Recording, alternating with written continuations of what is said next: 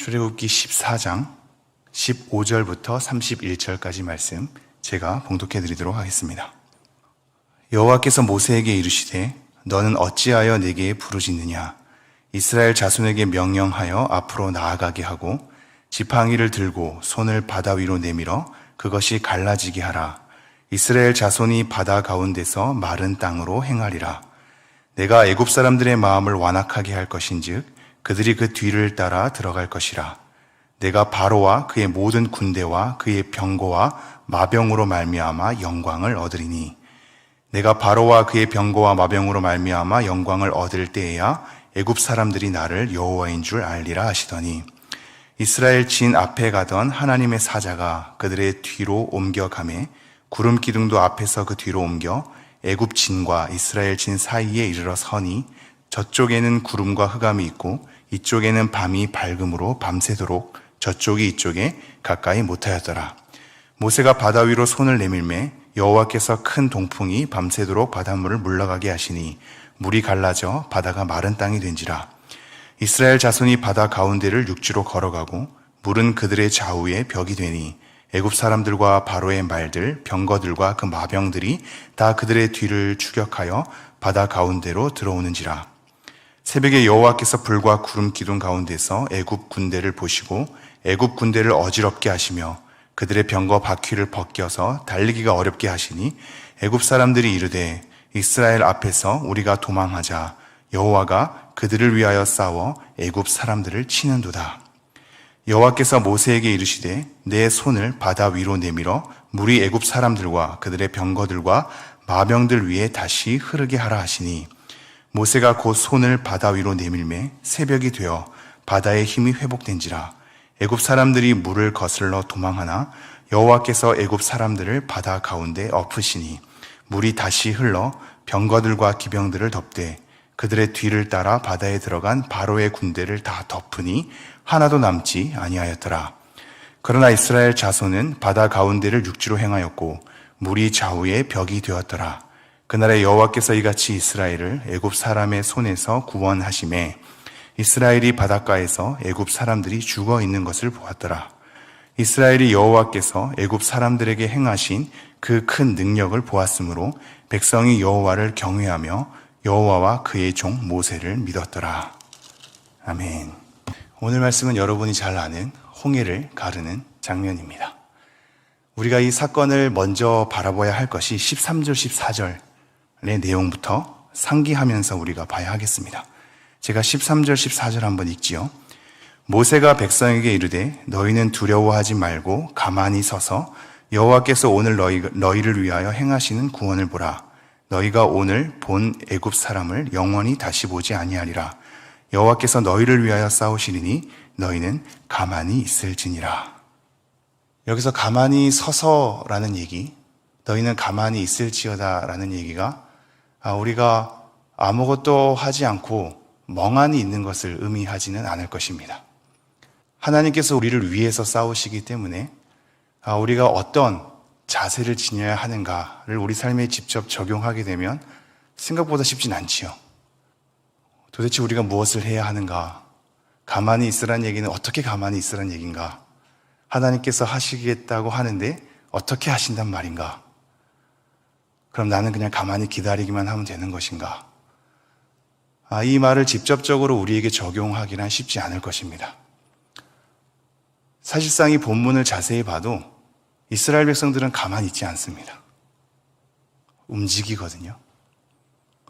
그럼 이 말은 우리가 가만히 서서 멍하니 있으면 하나님이 알아서 다 해주겠거니라는 말씀은 아닐 것입니다. 그렇다면 이것을 우리가 어떻게 받아들여야 하는가? 가만히 서서라는 얘기와 가만히 있을지어다라는 얘기는 우리 스스로를 굳게 세우는 걸 얘기합니다.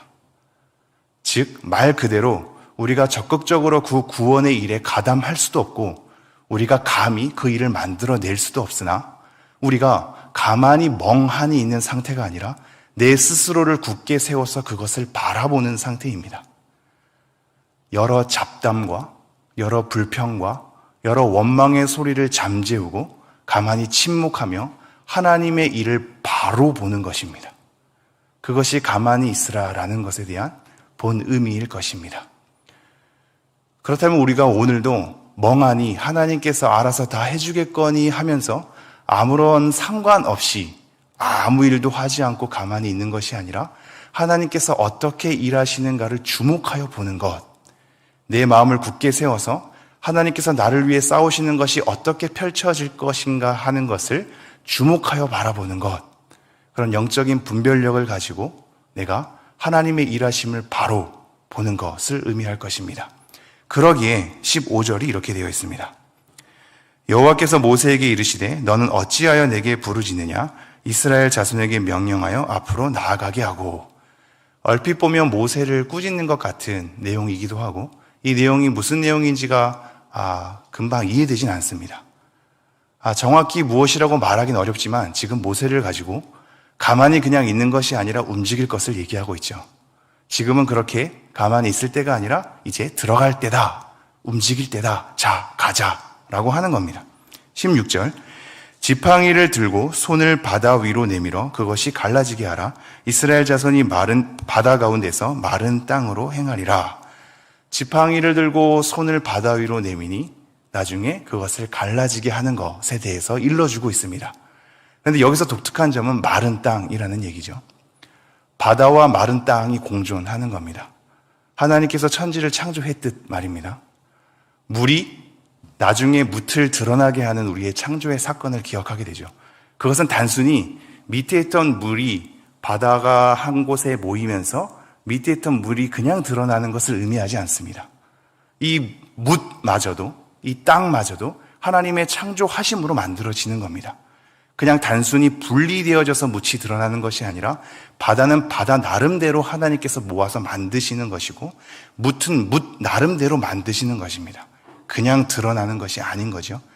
마찬가지로 홍해 바다를 가를 때에도 이 마른 땅은 그냥 습기가 증발되어져서 마르는 정도가 아닙니다. 하나님의 창조입니다. 마른 땅으로 창조하시는 거죠. 17절, 내가 애굽 사람들의 마음을 완악하게 할 것인즉 그들이 그 뒤를 따라 들어갈 것이라. 내가 바로와 그의 모든 군대와 그의 병거와 마병으로 말미암아 영광을 얻으리니. 여기서 중요한 단어가 16절 마지막에 행하리라 라는 단어, 그리고 17절에 중반에 보면 들어갈 것이라 라는 단어입니다. 이 두 가지가 동일한 단어입니다. 지금 이스라엘 백성도 나중에 들어갈 것을 얘기하고 있고요. 이것이 행하리라 라는 단어로 번역이 되어 있는데 17절에 애굽 사람도 들어가게 됩니다. 똑같이 들어가는 거죠. 그런데 이렇게 똑같이 들어가는 것이 어떠한 다른 결과를 내는가를 우리는 이미 알고 있습니다. 계속해서 보실까요? 17절 마지막, 내가 바로와 그의 모든 군대와 그의 병거와 마병으로 말미암아 영광을 얻으리니. 18절, 내가 바로와 그의 병거와 마병으로 말미암아 영광을 얻을 때에야 애굽 사람들이 나를 여호와인 줄 알리라 하시더니. 그들을 통하여서 하나님께서 영광을 얻으시는 것과 결국 그들이, 애굽 사람들이 하나님을 알 것에 대한 목적을 일러두고 계십니다. 그냥 일어나는 사건이 아니고 그냥 단순히 이스라엘 백성들의 구원의 사건만도 아닌 그것을 넘어서서 하나님께서 영광을 받으시며 그 영광의 받으심에 대한 구체적인 일들은 애굽 사람들이 하나님을 알게 되는 것을 얘기를 하고 있습니다. 19절, 이스라엘 진 앞에 가던 하나님의 사자가 그들의 뒤로 옮겨가매 구름 기둥도 앞에서 그 뒤로 옮겨 애굽 진과 이스라엘 진 사이에 이르러 서니 저쪽에는 구름과 흑암이 있고 이쪽에는 밤이 밝음으로 밤새도록 저쪽이 이쪽에 가까이 못하였더라. 이스라엘 진 앞에 가던 구름 기둥이 뒤로 옮기는 겁니다. 뒤로 옮겨서 애굽 사람들과 이스라엘 사람들 그 사이에 그들에게는 엄청난 흑암을, 이거는 그냥 밤이 아니거든요. 구름 기둥이 옮기면서 흑암을 주었습니다. 마치 9번째 재앙처럼 말입니다. 더듬어 알 수 없는 그 상태, 공포의 상태를 하나님께서 허락하신 거죠. 그리고 이스라엘 백성에게는 동일한 밤이지만 밝음을 주셨습니다. 그리고 21절, 모세가 바다 위로 손을 내밀매 여호와께서 큰 동풍이 밤새도록 바닷물을 물러가게 하시니 물이 갈라져 바다가 마른 땅이 된지라. 드디어 말씀하신 것으로 순종을 하니 동풍이 불게 되고 바다는 갈라지게 되면서 마른 땅이 창조가 됩니다. 22절, 이스라엘 자손이 바다 가운데를 육지로 걸어가고 물은 그들의 좌우에 벽이 되니.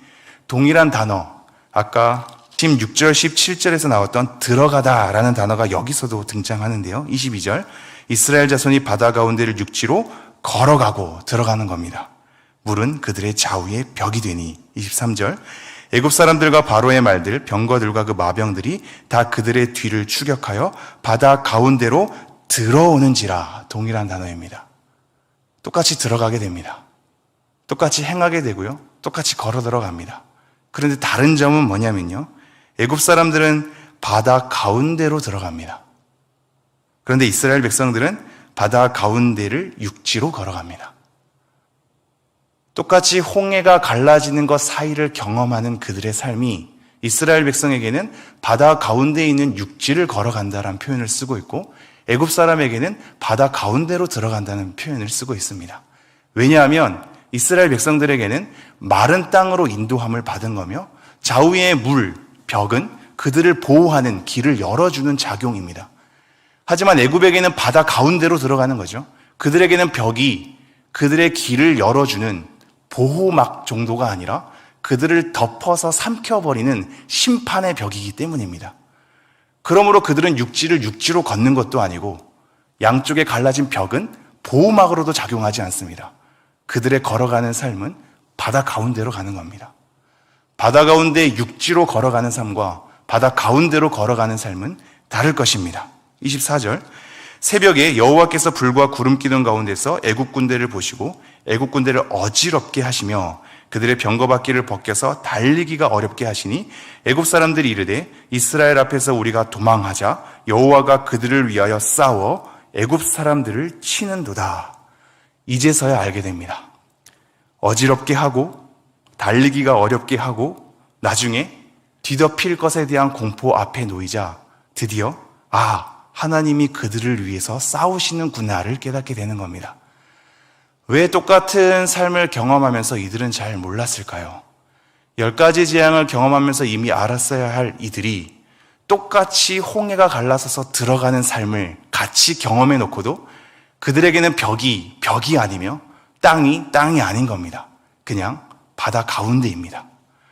그들의 삶은 바다 가운데 펼쳐졌고 그들은 어지럽게 되면서 더 이상 굴러갈 수 없는 바퀴 가운데 드디어 하나님이 그들을 위해서 싸우고 있다라는 것을 이제서야 깨닫고 목격하게 됩니다.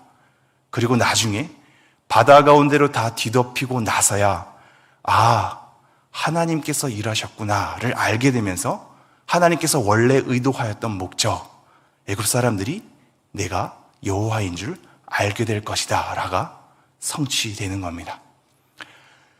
우리도 마찬가지 아니겠습니까? 우리에게는 이 애굽의 출애굽되는 사건, 그리고 430년의 속박, 그리고 홍해가 갈라지는 사건이 우리 삶 가운데 재현되지 않을 것입니다. 우리에겐 홍해도 없고 430년의 속박도 없습니다. 홍해를 가르는 하나님의 능력이 오늘날 우리 삶 가운데 또 다르게 신비롭게 적용되는 것은 분명할 것입니다. 예전에 일하셨던 하나님은 지금도 일하시고 앞으로도 일하시기 때문입니다. 그러나 이 사건 그대로 재현되진 않을 것입니다.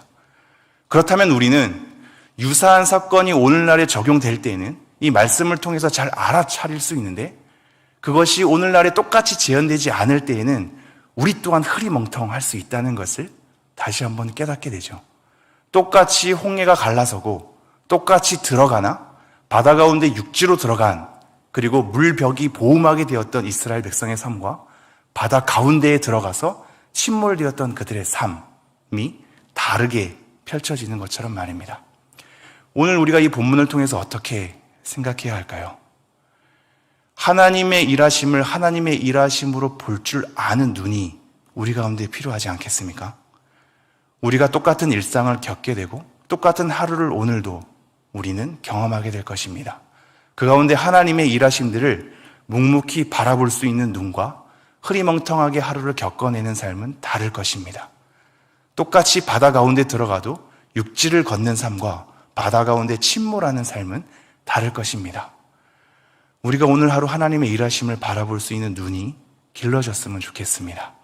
똑같은 일이 재현되지 않을 것이기에 하나님의 이 능력이 우리 삶 가운데 어떻게 펼쳐질 것인가, 어떻게 우리가 그것을 알아차릴 것인가는 우리가 하나님 앞에 엎드려서 하나님의 일을 주목할 수 있는 눈, 가만히 서서 우리를 위해서 싸우시는 하나님을 바라볼 수 있는 눈, 그 눈을 길러야 하겠습니다. 이것이 한순간에 얻어지지 않으며 갑자기 우리가 필요할 때 생기는 것이 아닐 것입니다. 그럼에도 불구하고 우리가 오늘 주어진 하루를 묵묵히 살아가면서 이 눈을 길러낼 때 우리 일상 가운데 특별히 신비롭게 보이지 않아도 우리를 위해서 세밀하게 일하시는 하나님의 손길이 우리가 볼 수 있고 감사할 수 있고 그래서 경외할 수 있고 하나님을 찬미할 수 있는 삶으로 우리를 이끌 것입니다. 이러한 삶으로 인도되는 여러분이 되기를 바라며 제가 기도하도록 하겠습니다. 하나님, 오늘도 이 말씀을 통하여서 하나님을 바라보게 하시니 감사합니다. 오늘도 하나님은 일하실 것이며 하나님은 늘 신실하셨고 앞으로도 신실하실 것입니다. 우리가 그러한 하나님의 일하심들을 잘 몰라서 이렇게 신비로운 일만 주목하니 우리의 일상 가운데 놓인 하나님의 세밀한 손길을 잘 몰라서 감사하지도 아니하고 하나님을 영화롭게 하지도 아니하고 하나님을 찬미하지도 아니하는 우리의 우둔함을 발견하게 됩니다.